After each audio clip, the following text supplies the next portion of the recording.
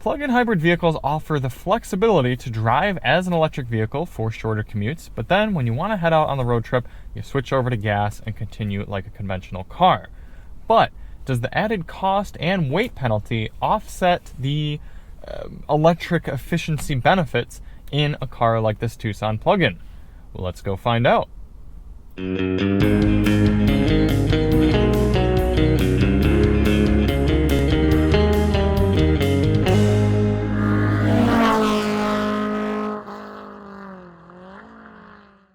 Hey everybody, it's Charlie from Daily Motor, and today we've got the real-world highway fuel economy test on this 2022 Hyundai Tucson plug-in hybrid. In today's test, we're going to head out and do 50 miles out and 50 miles back, averaging 70 miles per hour to get a realistic fuel economy number for this car.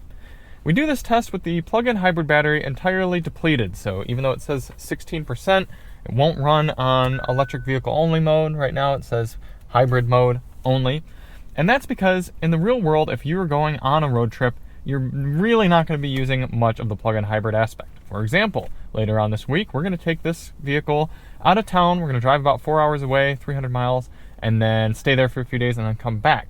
Now, yes, we'll probably leave with a full electric charge. We'll get maybe about 30 miles if we're lucky on the highway going on electric only, but then it's going to switch over to gas and it's going to function like a gasoline electric hybrid for the next 570 miles at least. So that's how we're going to test this car. You're going to want to know what you're going to get without using any electricity. If you do want to see the car's efficiency on electric only and mixed driving, check the link in the description. We shot a separate video measuring the real world range in mixed driving for electric. Before we get started, let's hop out and take a look at it. The new Tucson comes in a lot of different flavors. You've got the gas only, you've got the normal hybrid, and then this plug-in hybrid. I don't think this is the best plug-in hybrid option on the market right now. I think the RAV4 Prime makes a better argument for the plug-in hybrid aspect, the longer range.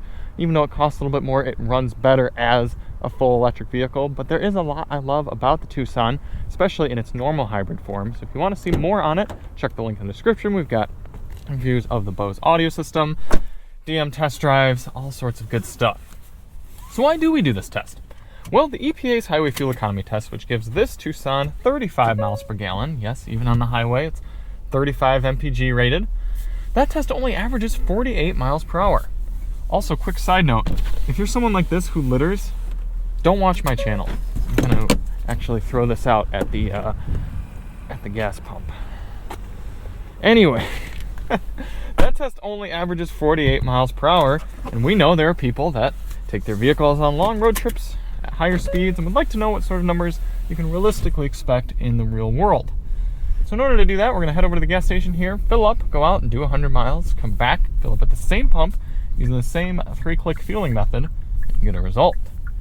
A few things to note for today: outside temperatures 40 degrees Fahrenheit, tire pressures have been set to their door placard 35 psi cold. We're going to run the climate control at 73 degrees auto. Let's hop out and fill it up. 4.843 gallons going in for our first fill. Before we start the engine, we've got our GPS reset. We're going to reset our trip computer, and we're ready to begin.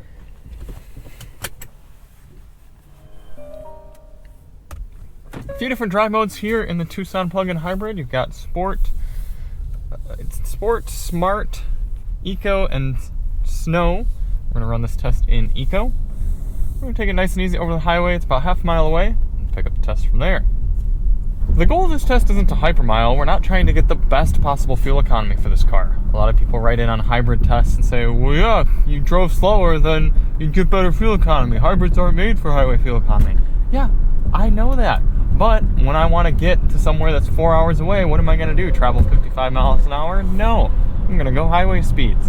So that's why we do this test, to see what sort of realistic numbers you can expect. In order to do that, we're going to get up to highway speeds here at a reasonable pace, set our cruise control at a GPS indicated 72 miles per hour. That should allow us to average 70 over the whole test. I'm looking forward to taking advantage of Hyundai's excellent highway, I always forget what they call it, but they're a semi-autonomous driving mode, if you will. It's a very good active lane keeping feature. Let's see, it looks like 73 on the dash is going to give us 72 on the GPS. Looks like we're about a mile per hour high on the car. Initial highway impressions, pretty good. a whole ton of sound insulation through the glass, but wind noise seems to be pretty good. Let's get past this noisy semi-truck. Let's take a look at road noise. Road noise doesn't seem to be too bad either. I also like the shape of Hyundai's steering wheel, where you got kind of this, I don't know exactly how you want to describe it, but a few different tiers here where you can put your hands. Pretty nice. Alright, we're going to continue on with the rest of the test and catch up with you at the end. In the meantime, enjoy this time lapse of the entire trip.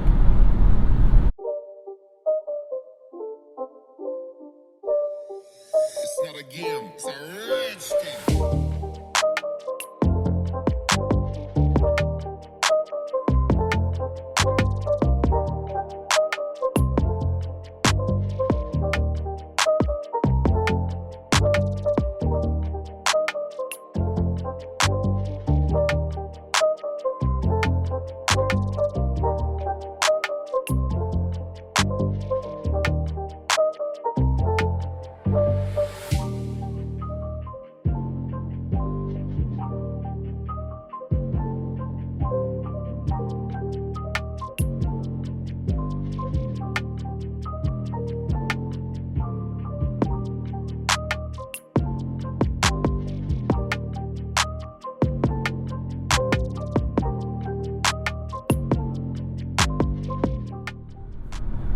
Coming into the end of the highway fuel economy test here in the Tucson plug-in hybrid, I'm disappointed.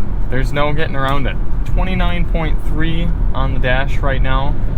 It's just not very impressive. I don't understand how, with only 33 miles of electric-only range, which we tested up to 36 in mixed driving, but you can't use the heat while you're driving electric only, because the battery or the engine will kick on to make heat. So it's not a true electric vehicle under those within those 33 miles. And then you get out on the highway for where people are going to put on most of their miles, and you're getting less than 30 miles per gallon here at 70 miles per hour. It's just a little frustrating, and I feel like a little bit disingenuous. I would just get the normal hybrid or the gas motor. Save some money, save some weight, some complexity, and drive it like that. So we'll see if our numbers are better at the pump, what we calculate, but if the dash is to be believed, we're more than just about 5 under EPA. But either way, the Tucson is still a good place to be on the highway. Not a big fan of the Bose audio system, did a members only sound system test. If you do want to see that, click the link in the description. Got all the member requested tracks. A good place to put everything. Yeah, overall, it's a good highway cruiser. Again, I feel like it should be getting better fuel economy than that. But let's get it back to the pump and see what final number we calculate. 3.335 gallons going in for our final fill. 102.2 divided by 3.335 is giving us, okay, a little bit better, 30.6 miles per gallon. The car had gotten up to 29.8 by the time we got in here. So your number's right around there in that 30-31 mile per gallon range. Because the EPA is 35, I'm going to give it the benefit of the doubt. We're going to bump up to 31 MPG, because that's what I'm calculating here. We're going to say that the car's trip computer is a little low, and that might make sense because the odometer is actually a little low as well. It thinks we only went 101 miles, but we actually traveled 102.2. So over 2 miles off after 100 miles on the odometer. So that's an interesting discrepancy as well. Still, 31 miles per gallon, not fantastic for what's supposed to be an efficient, economical, compact crossover here in 2022. I know hybrids don't do as well on these higher speed tests, but still, it's a little bit disappointing, and you might be better off just going with a gas option. 31 miles per gallon times the 11.1 gallon fuel tank in here is only giving you an effective highway cruising range of 340 miles here in the 2022 Hyundai Tucson plug-in hybrid. So, I don't think this is the best plug-in hybrid option for you on the market today. I think if you really want to go for the best plug-in hybrid, if you get your hands on a RAV4 Prime, that's the way to go. And maybe if you get an SE model, it'll be a little bit cheaper. I know that one's a little bit more expensive in general than the Tucson. You're getting some better features, and I like the way the Tucson is. I like it as a car, but if you're strictly going for efficiency, then there are better options. The Escape plug-in hybrid is a pretty good deal also, although you're only front-wheel drive for that. So thank you all so much for watching. If you do want to see more on the Tucson as a whole, check the link in the description, and we'll see you on the next one. I'm Charlie from Daily Motor, and as always, drive on.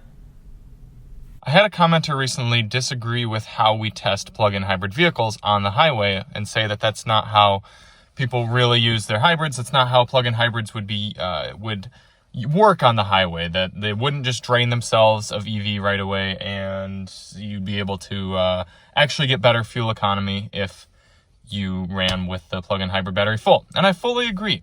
But the reason that we test the way that we do, as I said at the beginning of the video, is check this out. This is my accumulated info for the trip I just took. So it was a little bit shorter than I expected, 580 miles.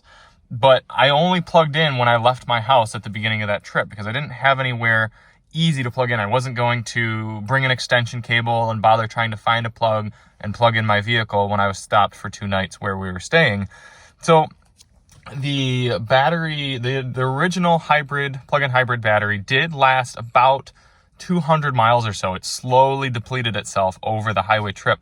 But the whole trip, we still got 26.8 miles per gallon because primarily you're running this as a normal gasoline car on the highway. So even though, 30 miles or so were helped by having plug-in hybrid power there, the whole rest of the trip was done on gas only, as though it were just a normal hybrid. And that's why we test our plug-in hybrid vehicles on the highway without any plug-in hybrid help.